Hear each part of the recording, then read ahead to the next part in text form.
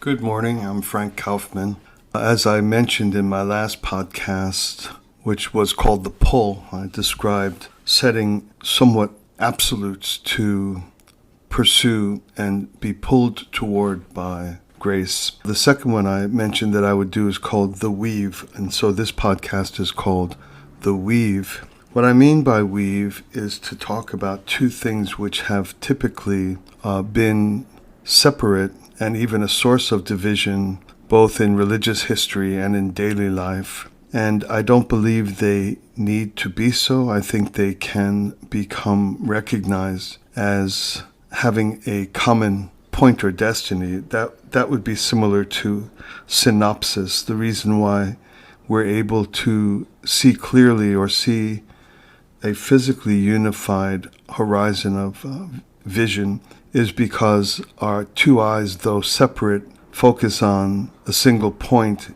and together they contribute both depth and breadth of perception. And so this weave I'm talking about has traditionally functioned with a sense of separation and even caused division, especially in the religious world, but not only there. And I believe that these can be appropriated or embraced in a synoptic fashion in which both can contribute to a better and more full experience of being, an experience of happiness and goodness. So the weave to which I refer has to do with what classically in religious or spiritual, or especially religious actually, history is the word and substance.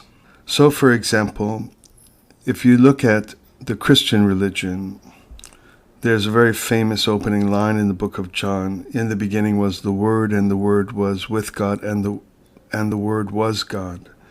It describes John's understanding of the pre-existence of Jesus. And so Jesus is equated with the Word. At a deeper level, the difference between spoken and unspoken, and whether or not something has existence in history or in the real world. So if I meet an individual and think I don't like them, nothing has happened in the exterior world or in a certain way in history. If I say I don't like you, I have created history. I've created reality. I've created something that requires the resolution or outcome, or I have caused a disturbance in the potential for a harmonious relationship. Merely thinking it, on the other hand, or feeling it, on the other hand, is something that can be worked on within the self and is unencumbered or doesn't have the burden of having the historical reality to fix.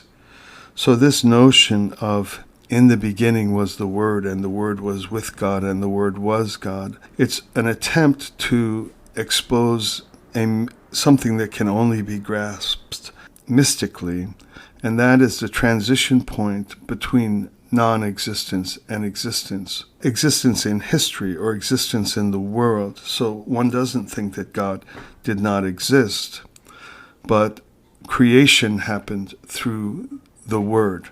How do you go from nothing to something? And this notion of transitioning from non-existence, I'm talking about historical existence, incarnated existence, existence which has impact, existence which matters, existence which is causal. And so how does one move from mere thought into substantial, recognizable reality in which everyone can participate, everyone can recognize, everyone can assess? If one says, "Where did you get that?" Of course he likes that person. Why would you say he doesn't? The answer is because he said he doesn't. It's commonly accessible and accessible. So the weave, and then you go, and so this is what I wanted to introduce in this podcast as that I'm calling the weave, and the weave I want to talk about is the weave between word and substance. So now going back all the way into the Christian example that I mentioned earlier. In Christianity, you have a curious reality about the nature of Jesus, in which he's understood to be a teacher. In fact, he was called teacher by his followers, his early followers or his immediate disciples.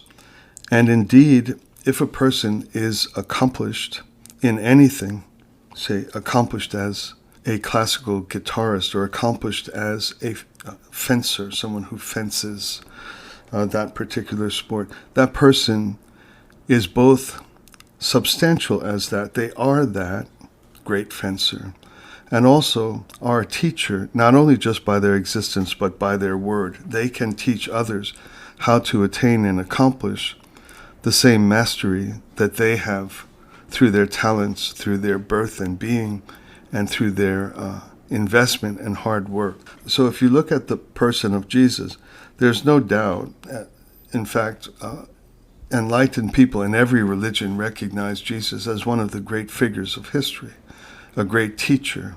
What he said had profound and ever discoverable truth. And so there you can look at Jesus and his words with a plural, words. What he taught, what he said, taught. Even what he did, taught.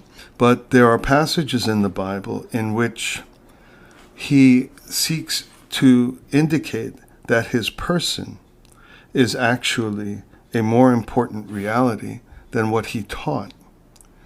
And so he doesn't say, and this is a later Christian scripture, he says, I am the way, the truth, and the life, and no man comes to God but by me. Okay, that's been the root of Christian exclusivism, but that's not the part of which I want to talk about this morning. What he says is, he doesn't say, what I'm teaching you is the way, the truth, and the life. Ordinarily, people would consider teaching or words as true. You could say it's raining out when it's sunny out, and then those words are not true. You can say it's raining out when in fact it is, and you've spoken truth. So ordinarily, we're gazing upon words when we want to assess what is true. But Jesus doesn't say, what I'm teaching you is true, and no one can reach God other than by attending to and paying close attention and implementing what I teach. That isn't what he said. He didn't point to his words when he indicated what about him provides access to the divine. He said, I am the way, the truth, and the life. I am the truth. This is a radical and extreme statement, and it departs from the notion that we can be taught. If his words are true, we can study them, we can seek to implement them, and we can attain our goal, in this case, harmony with the divine infinite and divine love, through the application of the teachings. If he is the truth, then the means by which, or the path through which you will seek to attain or understand the fullness of the divine for yourself, is through a relationship with that person, to get to know him ever better, ever better, ever better. This is a very strong and stark division point in the religious experience. The reason why is, if it's just words, I retain my own authority. I can pick up the book, I can read it, I can claim it. I studied it, I myself implemented it. I became something based on the application of my studies. I have my authority, my independence, and I'm not dependent. On the other hand, if I'm confronted by an individual who says, I am the way, that means I'm not independent. I'm dependent on that particular person or my relationship with that person. I am the truth. I can't just go pick up a book or watch a bunch of YouTube videos or wander around in the library and pick my favorite guru or favorite author who doesn't cause me any trouble. I'm stuck with that particular guy. I am the way. There's no other way.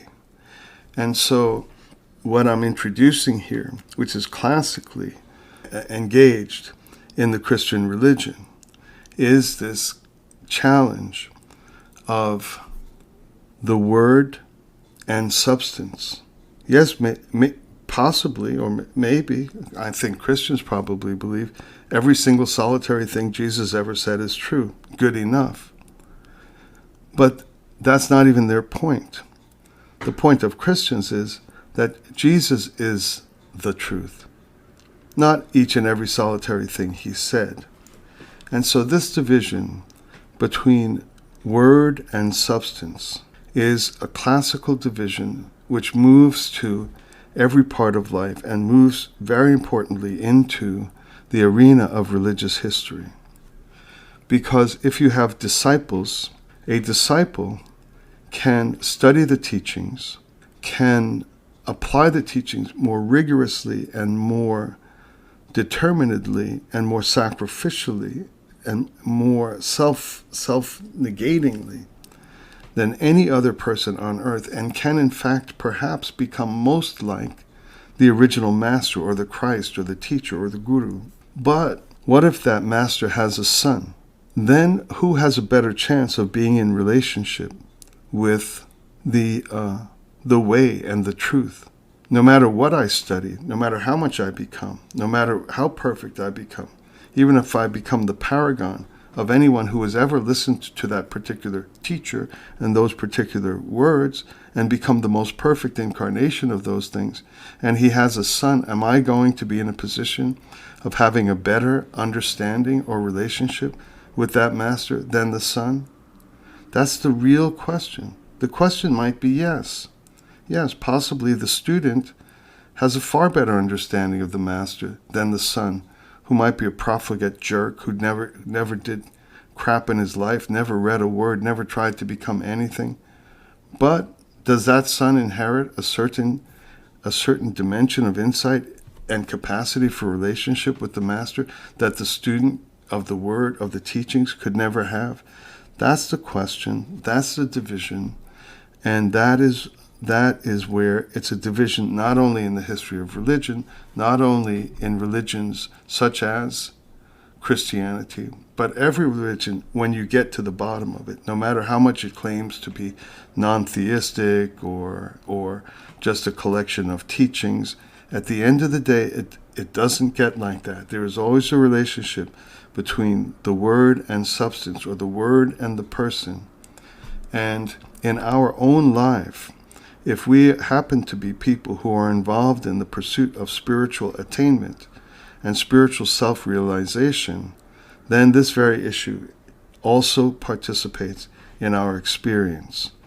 The word and substance. I realize here that I've come to a length of time in my speaking that is approximately enough. I can't go on and on and on about this, but I've only just introduced the groundwork for the conversation. So this particular topic I'll have to return to and continue speaking about.